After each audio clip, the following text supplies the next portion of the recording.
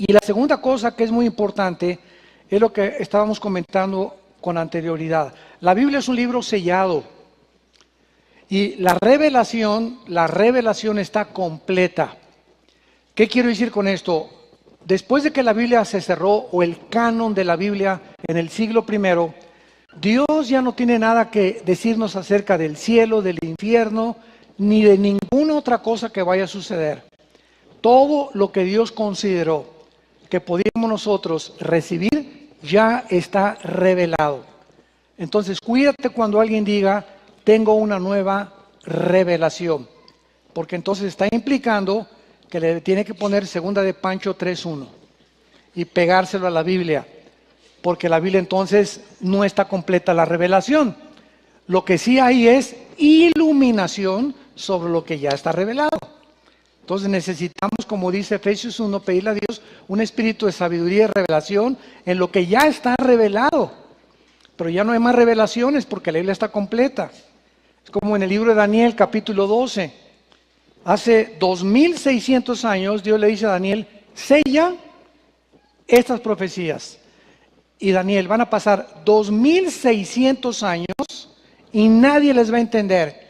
Y en los tiempos del fin voy a quitarle el candado a lo que te estoy revelando y lo van a comenzar a comprender. ¿Por qué? Porque tenía un sello que no se podía entender hasta el tiempo del fin. Y si realmente nos encontramos en los tiempos finales, como lo creemos que así estamos, entonces va a venir muchísima luz del Espíritu Santo para todos ustedes, estudiantes, diligentes, discípulos verdaderos de Jesucristo, todos esos Danieles del siglo XXI que escudriñan, que llegan al estudio con hojas, que apuntan, que traen su Biblia, que tienen una disciplina para conocer las Escrituras. A ellos el Espíritu Santo les va a iluminar para que entiendas más lo que no entendías la semana pasada, ni hace un mes y menos hace un año. Entonces la iluminación es progresiva, la revelación ha sido finalizada. Ya no hay más revelaciones, hay más iluminación para entender lo que está ya escrito. En Daniel 12 también le dice Dios a Daniel, los entendidos entenderán en los últimos tiempos. Por ejemplo, una vez me dijeron, oiga, ¿de dónde sacó usted la doctrina del rapto? En el siglo XVI y XVII y XV nadie hablaba del rapto.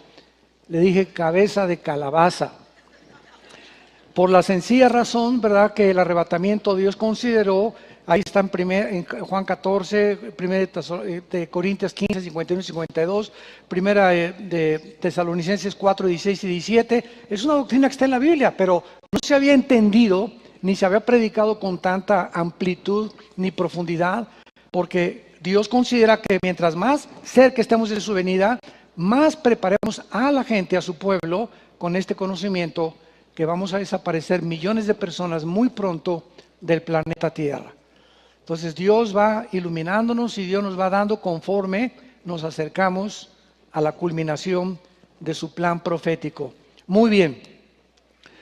Bueno, nos quedamos con Rusia. Abran su Biblia en Ezequiel capítulo 38 y vimos que en el 2001 Vladimir Putin fue nombrado presidente de la actual Rusia moderna, que fue dividida en 15 repúblicas en 1989, 90 y 91, cuando el comunismo cayó y fracasó, y Mikhail Gorbachev lo reconoció desde el Vaticano, cuando escribió la perestroika famosa, confirmando y reconociendo que había fracasado esta ideología de sistema de gobierno, junto con el socialismo, que es la misma gata pero revolcada, como decimos vulgarmente.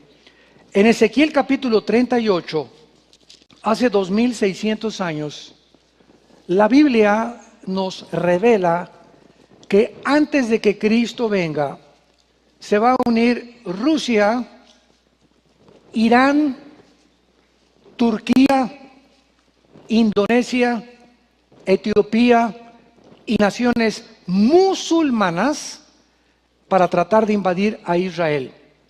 Es increíble que cuando Ezequiel escribió este libro, como otros profetas, en ese tiempo la palabra Rusia no existía, la palabra Irán no existía.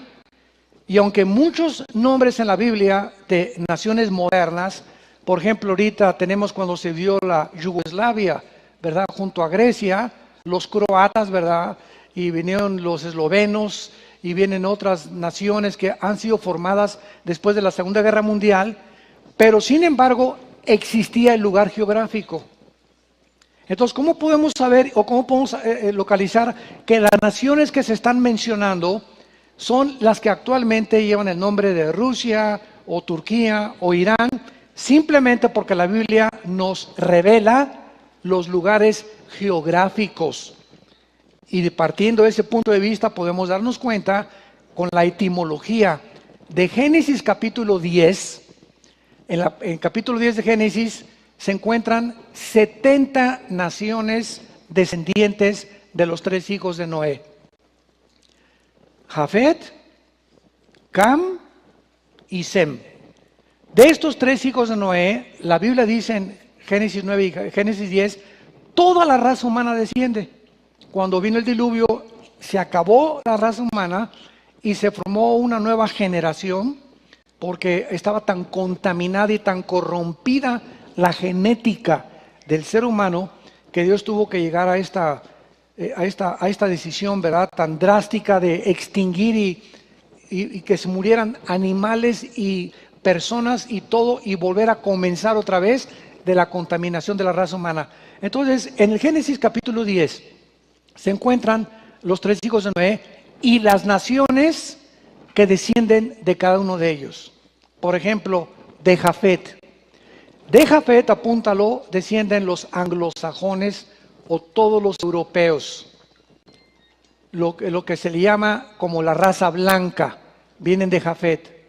De Sem, todo lo que es el Medio Oriente y el Asia Menor, todos los semitas, la mayor parte de los chinos, la mayor parte de los orientales, Filipinas, Indonesia, India, etcétera, etcétera. Y de Cam, el continente africano. Entonces, hay 3 divisiones de la raza humana bíblicamente: los europeos, los asiáticos del Medio Oriente y los africanos. Entonces, cuando venimos a la Biblia, podemos ver, por ejemplo, que los nombres que vamos a ver ahorita en Ezequiel 18, por ejemplo, Mesec y Tubal, que se encuentra en el versículo 2, venían y descendían, ¿verdad?, de Génesis capítulo 10. En el versículo 5, Persia, Cus y Fut, capítulo 10, versículo 6, descendientes de uno de los 3 hijos de Noé, y así podemos localizar el área geográfica donde se encuentran actualmente. Habiendo dicho esto, vamos a lectura a los primeros 6 versículos de Ezequiel 38, y dice así: vino a mí palabra de Jehová, diciendo: hijo de hombre, pon tu rostro contra Gog en tierra de Magog, príncipe soberano de Mesec y Tubal, y profetiza contra él, y di: así ha dicho Jehová el Señor, he aquí yo estoy contra ti, oh Gog, príncipe soberano de Mesec y Tubal, y te quebrantaré, pondré garfios en tus quijadas, te sacaré a ti y a todo tu ejército, caballos y jinetes, de todo equipados, gran multitud con paveses, escudos, con ellos espadas. Pongan mucha atención en el versículo 5 y 6. Persia, Cus y Fut con ellos, todos con escudo y yelmo. Número 4, Gomer y todas sus tropas. Número 5, la casa de Togarma, de los confines del norte, y todas sus tropas, muchos pueblos contigo. Prepárate, apercíbete, tú y toda tu multitud que se ha reunido a ti, y sé tú su guardia. Muy bien, hasta este momento, que lo vamos a desarrollar con mucha calma, vemos las naciones que se profetizaron hace 2500 años aproximadamente, y vamos a comprobar lo que son las naciones que se encuentran actualmente en el lugar geográfico que está aquí en la Biblia, y que ya han formado una alianza para poder combatir a todos los occidentales y principalmente a la tierra de Israel. Pero en el versículo 8, ¿cómo puedo saber que es Israel el blanco? Muy fácil. De aquí a muchos días, versículo 8, serás visitado, al cabo de año, vendrás a la tierra salvada de la espada, recogida de muchos pueblos, a los montes de Israel. A los montes de Israel, que fueron una desolación, mas fue sacada de las naciones y todos ellos morarán confiadamente.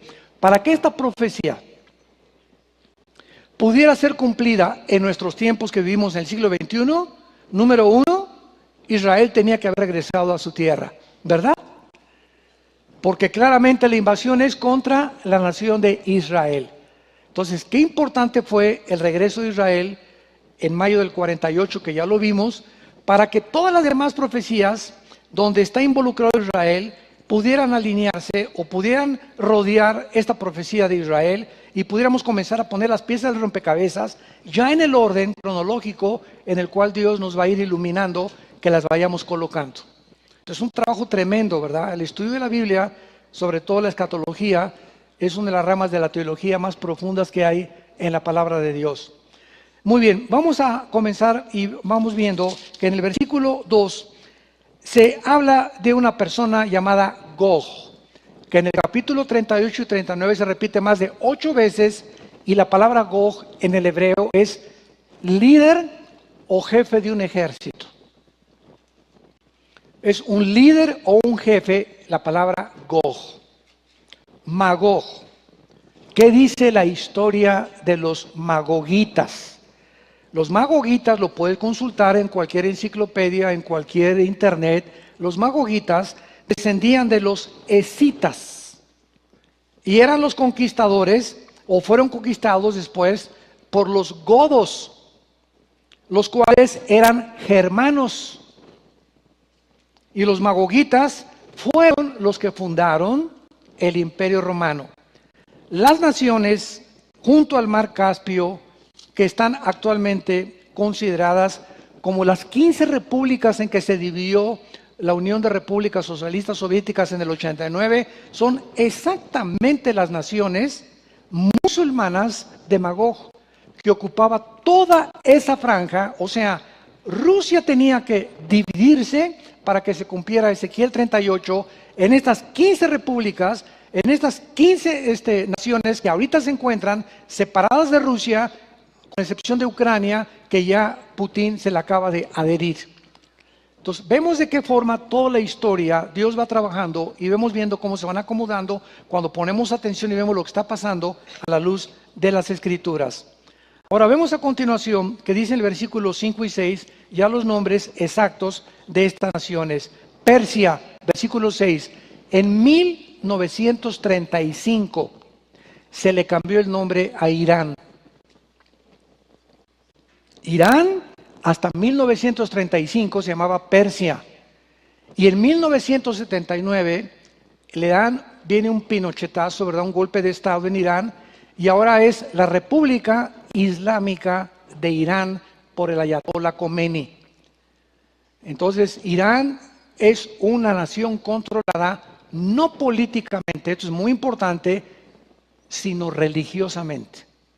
Aquí en el occidente, en Europa y en América Latina y América y Canadá y Estados Unidos, no hay ninguna nación que sea gobernada religiosamente. Aquí hay la separación de lo que se llama iglesia y Estado. La separación de la iglesia y el Estado, los gobiernos han tratado de mantener esta separación de iglesia y Estado.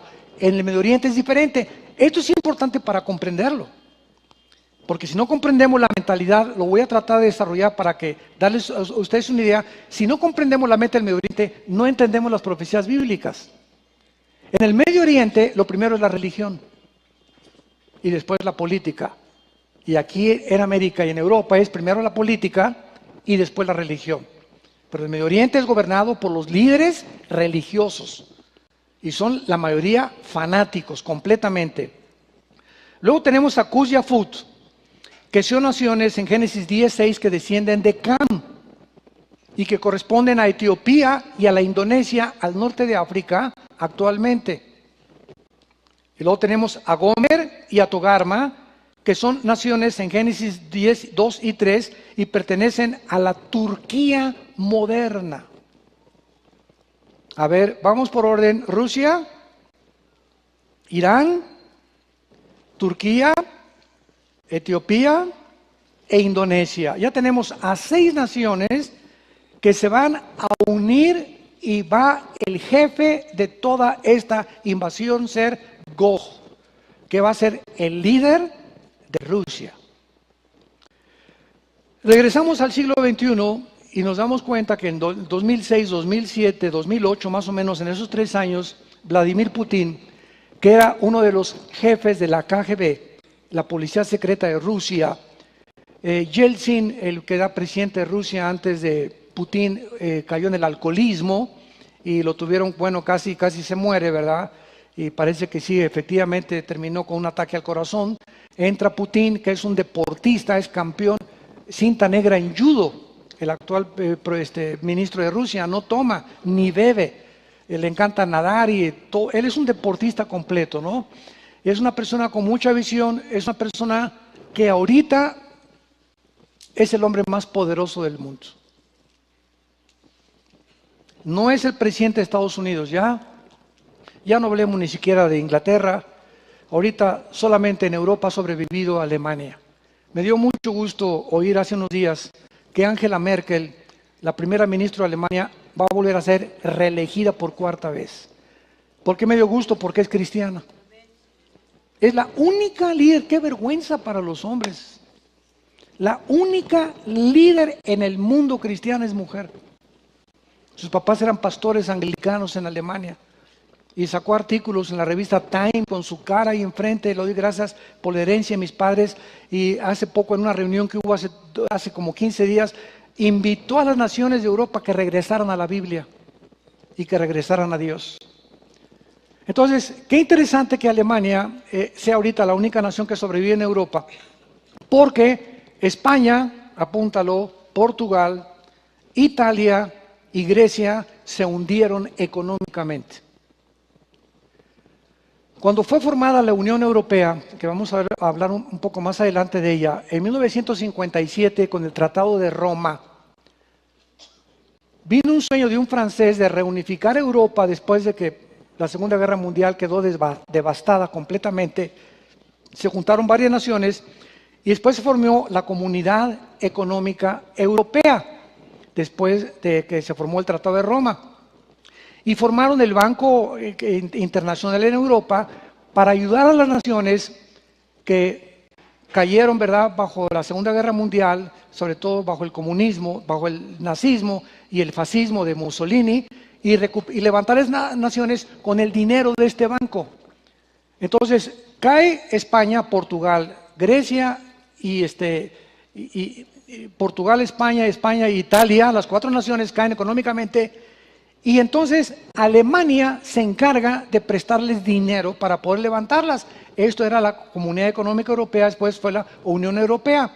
Entonces Inglaterra, para que entiendan cómo está la cosa, Inglaterra, al darse cuenta de que iban a tener una sola moneda, el euro, que ya está vigente, Inglaterra piensa diferente porque piensa muy occidentalmente y dice, no nos conviene seguir en la Unión Europea. Aunque tengamos contratos de compraventa, de exportaciones e importaciones, no nos conviene continuar con Europa, porque además de los taxes o los impuestos tan grandes que estamos pagando, tenemos que independizarnos y tenemos que buscar nuestro propio camino porque vemos a Europa hundirse. Y esto es lo que se llamó hace algunos meses el Brexit, que es de Bretaña, exit en inglés es salida. Inglaterra se sale de la Unión Europea.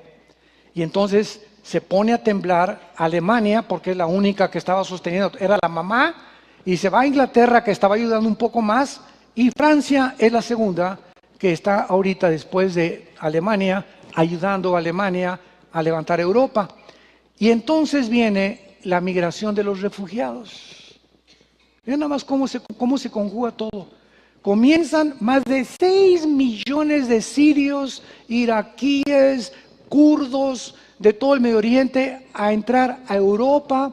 y a que les den comida, unos con el pretexto de que realmente estaban, de verdad, los del ISIS, que después a ver si nos da tiempo de hablar de ellos, arrasando y matando a los niños y a las mujeres. Y llegan a Europa los musulmanes hace algunos años y principalmente llegan a Inglaterra, a Francia y a Alemania, y ahorita solamente en Londres, el presidente municipal de Londres es musulmán. Y en Londres hay más mezquitas musulmanas que iglesias cristianas. Hay más mezquitas ahorita en Inglaterra que el cristianismo. O sea, el cristianismo está desapareciendo de Europa. Pero además de esto, fíjense usted lo que está pasando. Además de esto, por cada europeo que nace, porque los europeos ya no quieren tener hijos. Europa es un país, es un continente ya de la tercera edad. Ya no quieren tener hijos los europeos. Por cada europeo que nace, nacen 7 musulmanes. Como conejas se multiplican las musulmanas.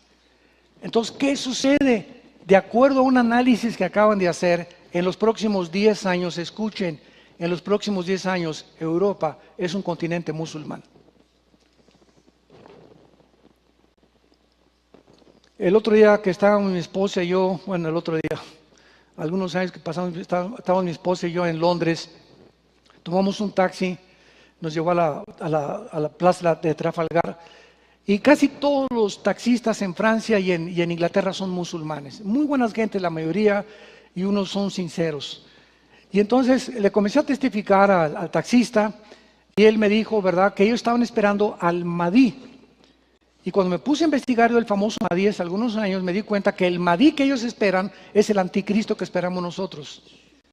Porque ellos están esperando, de acuerdo a la escatología del Islam, a un Mesías que viene, pero esta es la cuestión, que para que venga este Mesías, ellos tienen que provocar una guerra. Entonces, hace poco, cuando surgió ISIS, yo me preguntaba hace algunos años, ¿por qué ISIS secuestran a un piloto de Jordania, lo meten en una jaula y lo queman vivo? La nación de Jordania y el rey de Jordania se puso histérico, ¿verdad? Vamos contra ISIS. Matan a un reportero japonés, matan a un reportero norteamericano, ponen a chinos así en la playa y les comienzan a cortar la cabeza. Yo digo, se están echando al mundo enfrente. Qué tontos, porque el mundo entero se va a convertir en enemigo de ISIS y no van a poder contra el mundo entero, porque están matando de todas las nacionalidades. Es que ese es su propósito. Que los invadan, que se acabe el mundo y que venga el Mahdi.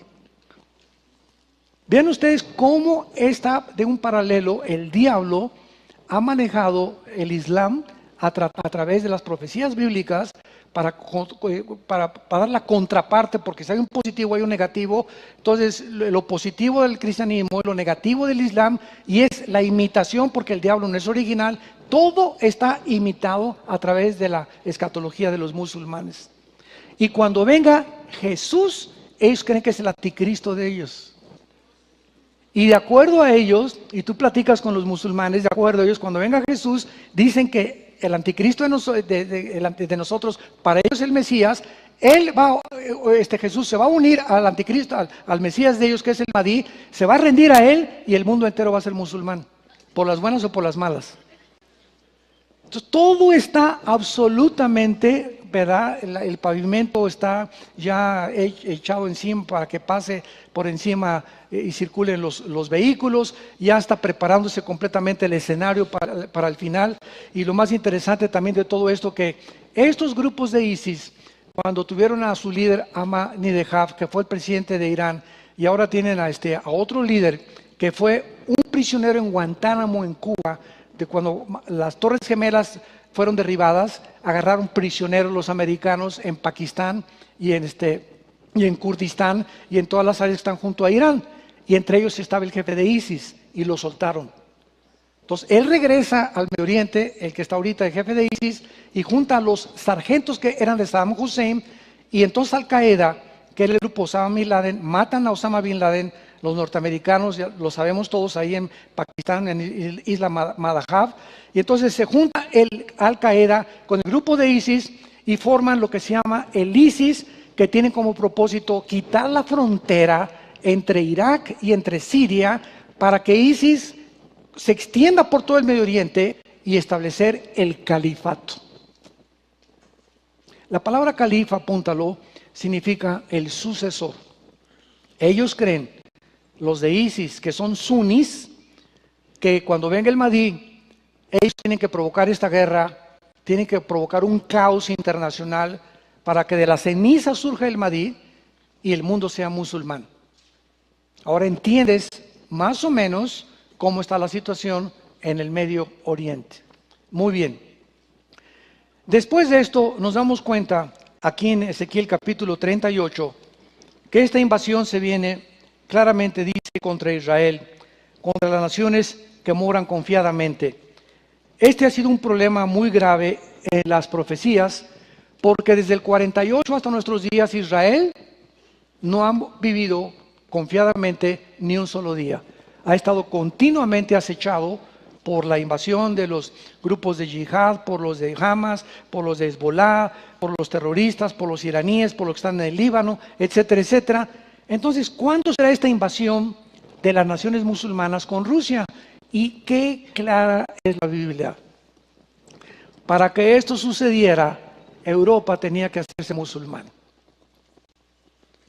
Porque ¿por qué Rusia no le pide ayuda a Siria o a Egipto o a Irak para atacar Israel? ¿Por qué son las naciones musulmanas las que se profetizaron hace 2500 años, cuando los musulmanes fueron derrotados en 1923? Y desde 1923 del siglo pasado hasta el año 21 en el que estamos nosotros, el siglo 21, no había surgido otra vez el Islam. Estaban adormecidos completamente.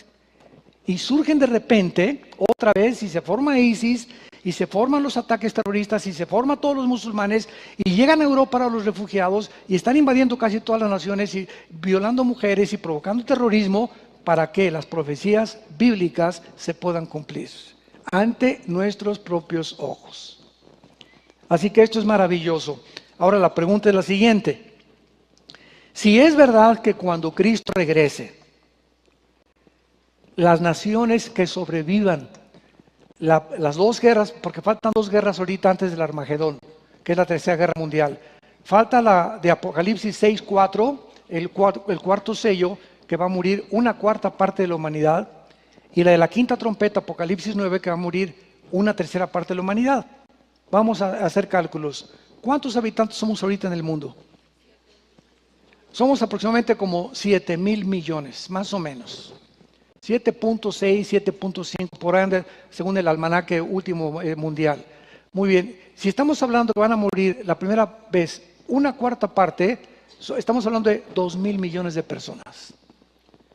Y si en la quinta trompeta muere una tercera parte, esto significa que cuando Cristo venga, solamente una tercera parte de los seres humanos estará viva. Una tercera parte de los seres humanos, o sea, estamos hablando como de 2,500 millones de personas. Ahora, ¿qué continentes van a desaparecer? Qué interesante, porque cuando venga Cristo, las naciones que los profetas hebreos mencionaron que se iban a encontrar vivas y activas cuando venga Cristo, son naciones musulmanas. Moab, principalmente, todos los descendientes de Lot, de Génesis capítulo 19. Ahora miren qué cosa más interesante en el libro de Zacarías. Todavía no se vayan de Ezequiel, pónganle una marca. Zacarías se encuentra casi antes de Mateo, para que no se vayan cerca de Génesis.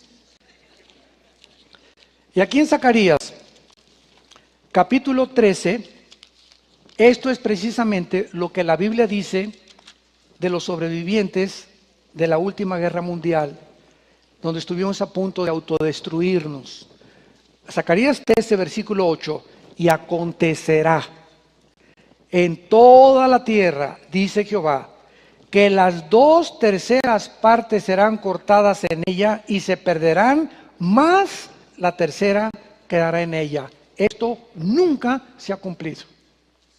Nunca ha habido una guerra de tales proporciones, que va a ser el Armagedón o la tercera guerra mundial. Ahora regresamos a Ezequiel y veamos otro punto importante en esta invasión, que dice en el capítulo 38 que cuando esta invasión venga, versículo 17 en adelante, Dios va a intervenir sobrenaturalmente para impedir que Israel sea destruido. Dice el versículo 19, he hablado en mi celo, en el fuego de mi ira, que en aquel tiempo habrá grande temblor sobre la tierra de Israel. Capítulo 39 de Ezequiel, versículo 7, y haré notorio mi santo nombre, y nunca más dejaré profanar mi santo nombre, y sabrán las naciones que yo soy Jehová, el Santo de Israel. Para acomodar las piezas del rompecabezas y saber cuándo esta invasión va a tener lugar, después de esta invasión, Israel se convierte. Y de acuerdo a las profecías bíblicas, ¿cuándo se convierte Israel? Cuando venga Jesucristo.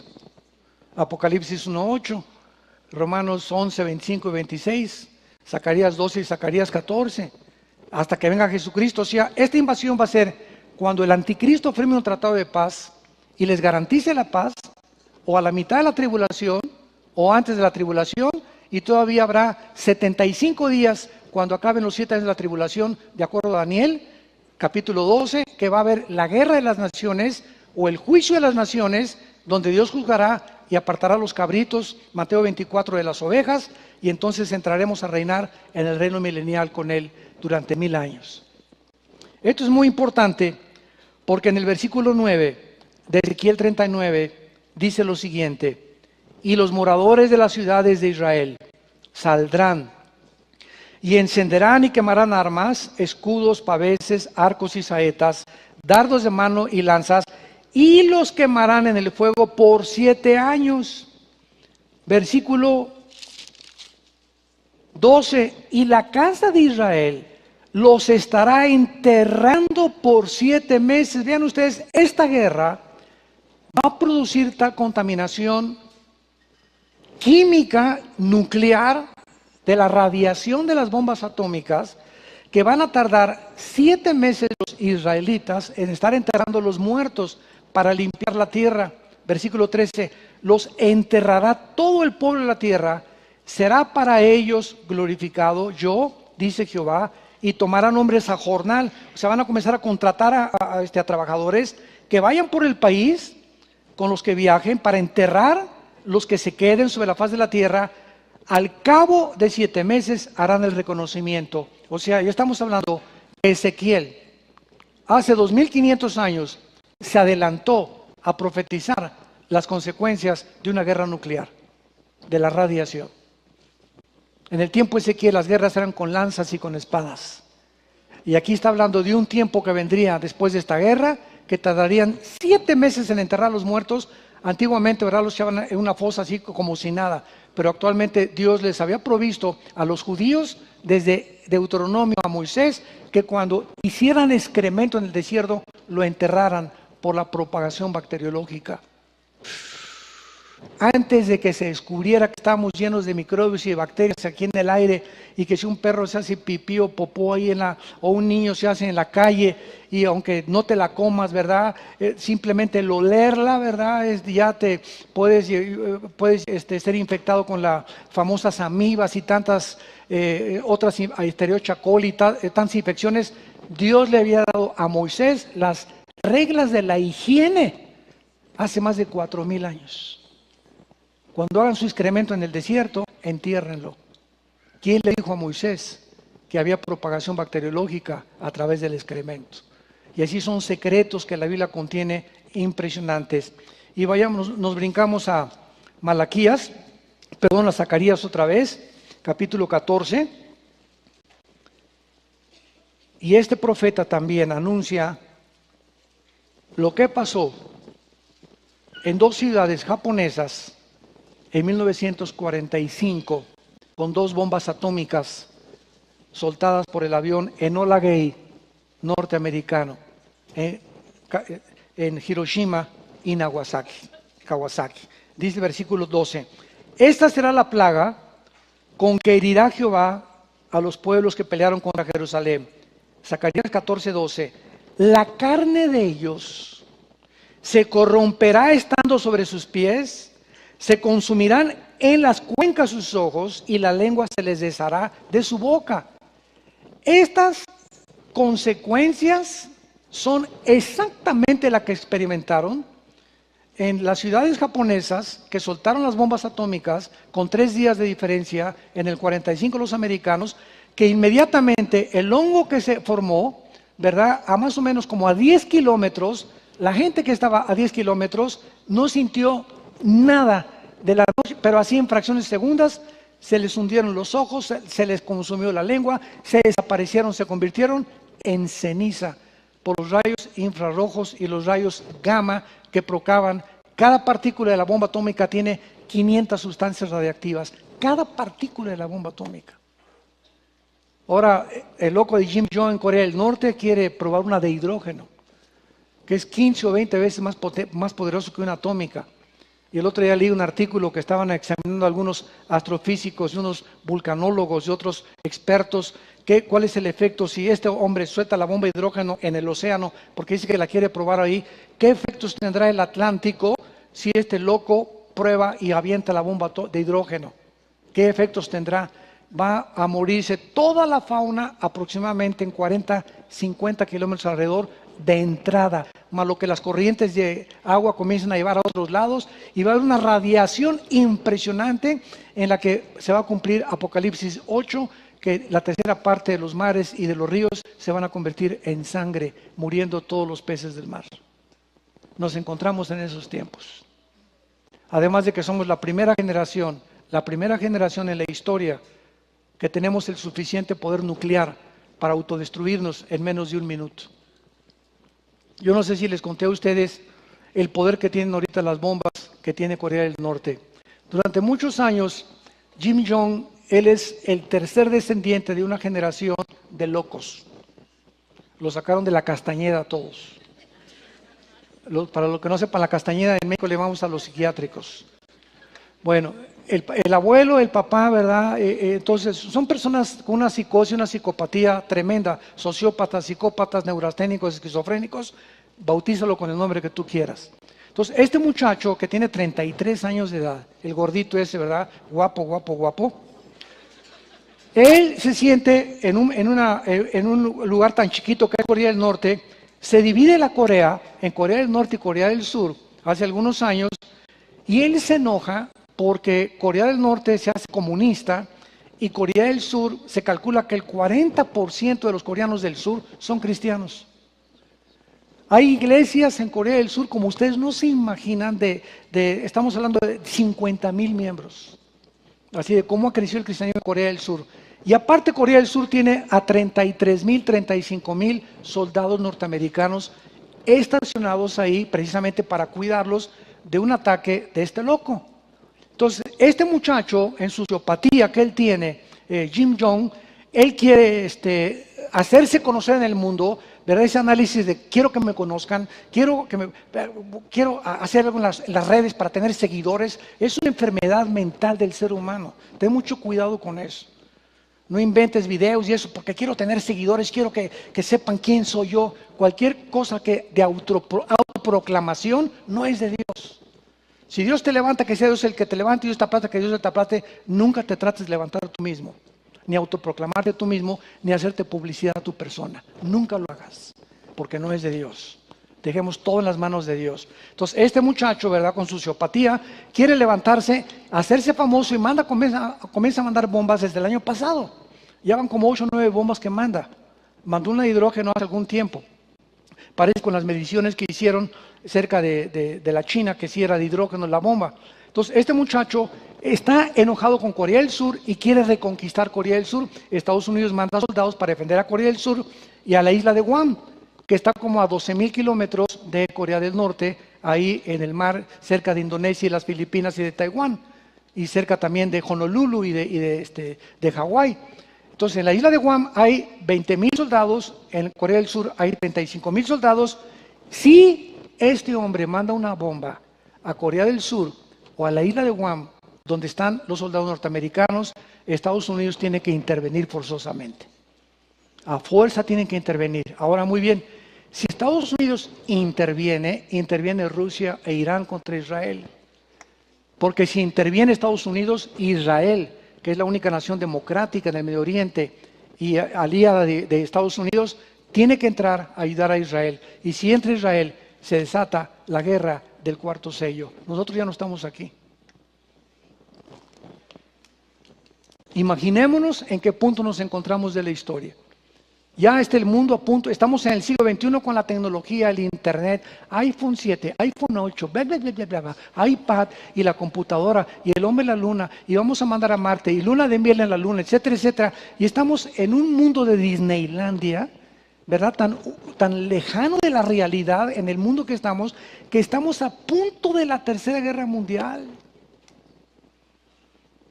Nunca ha habido, la naturaleza se está volviendo contra nosotros ya, porque en la Biblia el pecado está unido a la naturaleza.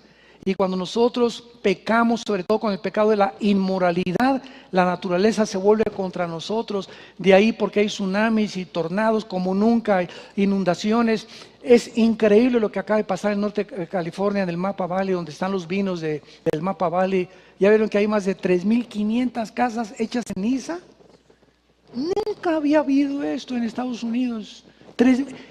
Todo un Walmart, pero completamente achicharrado. Un McDonald's achicharrado, un banco achicharrado.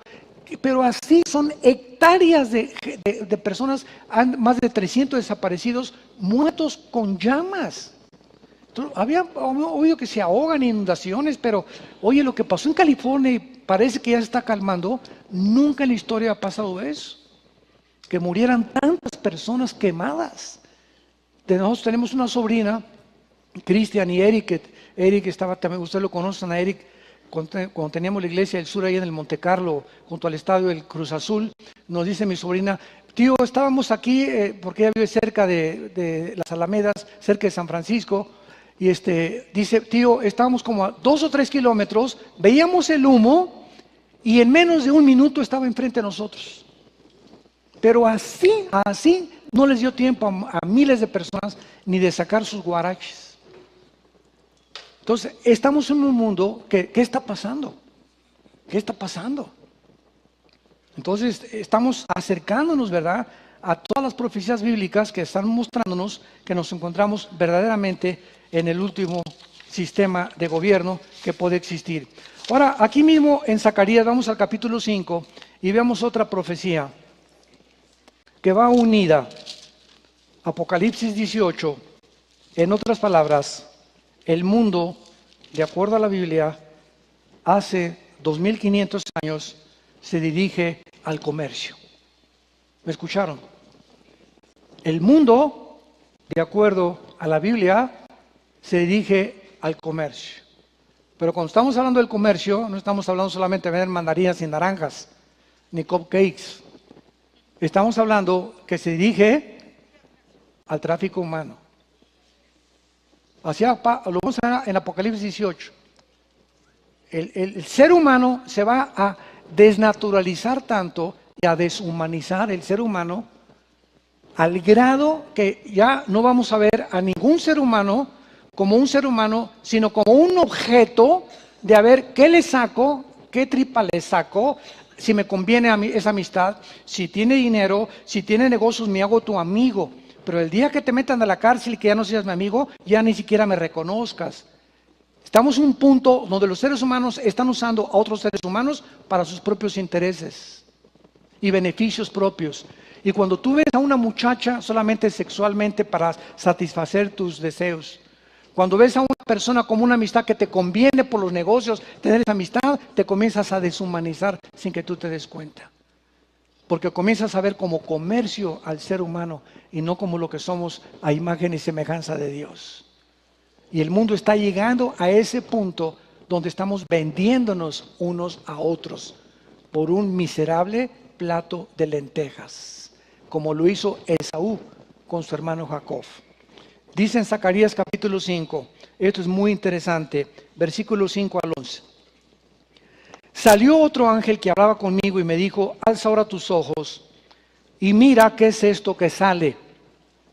Y dije: ¿qué es? Y él dijo: este es un efa que sale. Además dijo: esta es la iniquidad de ellos en toda la tierra. He aquí levantaron la tapa de plomo y una mujer estaba sentado en medio de aquel efa. Y él dijo: esta es la maldad. y la echó dentro del efa, y echó masa del plomo en la boca del efa. Alcé luego los ojos y miré, y aquí dos mujeres que salían y traían viento en sus alas, y tenían alas como de cigüeñas. Alzaron el efa entre la tierra y los cielos. Dijo el ángel que hablaba conmigo: ¿a dónde llevan el efa? Y él me respondió: para que le sea edificada casa. ¿En dónde? ¿Saben cuál es tierra de Sinar? Babilonia tiene dos nombres en la Biblia: la tierra de los caldeos y la tierra de Sinar y Babilonia. Y actualmente, ¿qué nación se encuentra ahí? Irak. Irak. Muy bien, vamos a explicar esto. Aquí está Zacarías con una visión de un ángel. Y Zacarías dice que comenzó a ver, ¿verdad?, una maldad. La palabra iniquidad, ¿verdad?, era como un reflejo por toda la tierra. Y entonces vio como una cajita de plomo con una mujer dentro y un efa. El efa, para que podamos entenderlo, al final de todas las Biblias están las medidas métricas y de peso que se usaban, como ¿cómo se llama? El denario, el efa, y las medidas como que eran las medidas para medir o pesar los objetos. No usaban el sistema métrico decimal, ni las yardas, ni los pies, ni las pulgadas que usamos actualmente. Entonces el efa era la medida que usaban los hebreos o los judíos para medir la harina o el trigo. Entonces, el efa es una medida o un símbolo, apúntalo, del comercio. Era el símbolo del comercio, el efa. Vamos a interpretarlo de esta manera. El efa está guardado con una mujer y lo ve volar. Y entonces dice el versículo 8, dijo: esta es la maldad, y le echó dentro del efa y la masa del plomo en la boca del efa. En ese momento se cierra la caja de plomo, y es plomo para que nadie lo pueda ver, y se encierra ahí, y vemos que hay una mujer, que es la mujer ramera de Apocalipsis 17, la maldad, que está simbolizada o tipificada por una mujer. Ya vimos que hay la mujer, la ramera, y la fiel, que es la de Cristo, la iglesia apóstata y los fieles de Cristo que permanecerán fieles hasta el final de sus vidas. Entonces vemos que Zacarías ve que va volando la cajita con el efa, y dice: ¿a dónde la llevan? Y dice: la llevan a Irak, la llevan allá. Dos mujeres con alas de cigüeña la llevan allá. Es la maldad. O sea, de acuerdo a esta profecía, ya no va a ser Wall Street en Nueva York, el centro del comercio mundial va a ser Irak. Y lo confirma Apocalipsis 18, ha caído Babilonia, y los reyes de la tierra harán lamentación por él. Ahora vayamos rápidamente a Apocalipsis 18 y veamos las características. Y vuelvo a repetir, la Biblia profetiza que el centro del comercio mundial se concentrará en el Medio Oriente. Lo más interesante de todo esto es que en México, ya para no irnos al Medio Oriente, ¿sabían ustedes que el 65% de los profesionistas en México, estoy hablando abogados, licenciados, veterinarios, médicos, el 65% de personas en México que tienen un título universitario viven del comercio y no de su profesión, porque no hay chamba? Ayer venía con mi cuñado, yo en la carretera Toluca, que no pudimos llegar, nos quedamos en la Fuente de Petróleos. Pasando la caseta de Toluca, había un retén de federales y nos pararon. ¿Por qué? Porque traigo yo colgado ahí una credencial que me dieron de Derechos Humanos, me nombraron miembro honorario de Derechos Humanos, me dieron el título de inspector de Derechos Humanos, y yo traigo mis credenciales en la camioneta. Y me pararon para ver qué era lo que significaba, y platicamos ahí con ellos y todo lo que ustedes digan, ¿no? Y me dice uno de los federales, me reservo su nombre, me dice: mire, quiero decirle algo, yo soy licenciado y estoy trabajando de policía federal. ¿Y sabe por qué? Me dice: porque no hay trabajo. Nosotros pertenecíamos, me dijo, a un grupo que el presidente le llamó la gendarmería. Iba a ser un grupo élite de la policía en México, donde iban a contratar a puros profesionistas, o sea que la policía no fueran de primaria, sino que tuvieran un título profesional. Pero ¿qué fue lo que pasó? Que se frustró este proyecto político, militar, policíaco en México, que no había presupuesto para pagarles, porque lo más que les pagaban eran 6,000 pesos mensuales. Así me lo dijo este hombre ayer. Me dice, nos estaban ofreciendo 6,000 pesos. Me dice, yo soy abogado, graduado en la universidad en la UNAM. Entonces este grupo, la gendarmería, querían a puros profesionistas. Oiga, pero no vivimos con menos de 10,000 pesos, por el amor de Dios. Entonces se deshizo este grupo y comenzaron a buscar a quien chamba, ¿verdad?, en lo que puedan. Pero esto es increíble, ¿verdad? Yo me he encontrado taxistas aquí que son abogados también. El otro día me encontré un médico que salió de medicina de la facultad, ¿verdad? Y que tiene un puesto grandísimo en Tepito. Y le está yendo mejor vendiendo cosas en Tepito que en su propia clínica que quiso fundar y que el gobierno no le ayudó a poder desarrollarla. Entonces, qué increíble es que ahora un título ya no te sirve de nada. Ahora, si no conoces y tu compadre el diputado no es diputado, aunque tengas un título y una maestría y política y derecho y ciencias políticas, no te sirve de nada, porque aquí no es lo que conozcas, es a quién conoces. ¿Verdad? Es qué relaciones tienes las que importan. Y si no tienes título, pero eres amigo de alguien influyente, te nombran secretario hasta de cualquier secretaría, porque eres compadre del que bautizó a mi hijo. Eso es clásico. Bueno, es increíble que todo esto va, ¿verdad?, aunado a lo que estamos viendo en Zacarías de Apocalipsis 18.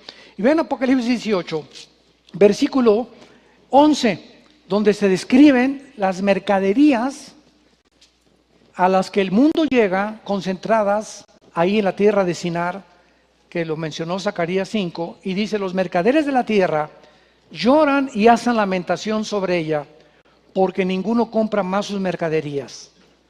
Pongan atención. Mercaderías de oro, plata y piedras preciosas, perlas, o sea, puras piedras preciosas, luego telas, lino fino, púrpura de seda, de escarlata, luego maderas, madera olorosa, objetos de marfil, objetos de madera preciosa, de cobre, hierro, mármol. Versículo 13, perfumes, canelas, especias aromáticas, incienso, mirra, olíbano, vino, aceite, bebidas alcohólicas, flor de harina, trigo, bestias, ovejas, caballos, carros, esclavos. ¿Y en qué termina? Almas de hombres. El negocio ahorita más grande en el mundo ya no son las drogas ni la prostitución, es el tráfico humano. No sé cuántos de ustedes, muy pocos de ustedes están conscientes de lo que está sucediendo en México, en el mundo entero, con el tráfico humano. ¿Saben ustedes que a México llegan cientos de rusas, eslovenias, europeas, a prostituirse en las casas más, les llaman call girls, o sea, no están en una zona roja, sino que se concentran, ¿verdad?, en grandes industrias ocultas, tienen su departamento cada una, muchachas preciosas, y hablas por teléfono a tal teléfono, ¿verdad?, y te mandan un álbum o lo que sea, y escoges y te la mandan a tu casa, lo que tú quieras. En Estados Unidos lo mismo, están llegando a Nueva York, y las mismas estudiantes en las universidades norteamericanas, por lo carísimo que es la educación en las universidades norteamericanas, las muchachas mismas universitarias, hijas de papá y de mamá, se están vendiendo a políticos para que les paguen la escuela. La venta de la carne está a 25 pesos el kilo de aguayón. Es impresionante la deshumanización a la que el ser humano está llegando. Padre, te damos gracias en esta tarde por tu preciosa palabra. Oh Dios, por abrir nuestros sentidos espirituales a la voz de tu Espíritu y poder, Señor, ser sensibles a tu voz. Estamos en un mundo enfermo, un mundo descompuesto, un mundo que no funciona sencillamente porque te han sacado de la ecuación. No te toman en cuenta ni tus mandamientos ni tus leyes de conducta, de ética y de moral. El hombre se ha elegido en un Dios. Ha creído la mentira satánica de ser Dios y hemos llegado a un punto, Señor, de nuestra propia autodestrucción. Pero gracias por traernos la esperanza de la resurrección de los muertos, porque aguardamos la esperanza bienaventurada de Jesucristo en los aires. Jesús, ven pronto, dice tu iglesia. Oh Jesús, ven pronto por nosotros. Y mientras tú vienes por nosotros en el tiempo que en tu soberanía has escogido, usa nuestras vidas para hablar de ti, para gritarle al mundo: sálvese el que pueda, arrepiéntanse, arrepiéntete de tus pecados. La vida no es solamente trabajar y hacer dinero y vivir para explotar a los demás. La vida es conocerte, porque esta es la vida eterna. Si hay alguien en esta tarde que quiere invitar a Cristo a su vida por primera vez, tal vez veniste como un invitado o por curiosidad, ábrele tu corazón a Jesús. No te estoy invitando a ninguna religión, sino a un hombre que se llama Jesucristo, que dijo ser el camino, la verdad y la vida y la resurrección. ¿Qué tengo que hacer? Repite estas palabras con todo tu corazón. Señor mío y Dios mío, te pido perdón por mis pecados. Me arrepiento sinceramente de mi vida pasada. No te conocía, Señor. Quiero conocerte. Creo que en esa cruz diste tu vida en mi lugar y derramaste tu sangre por mis pecados. Te invito a mi corazón como mi Señor y mi Salvador. En el nombre de Jesús. Amén.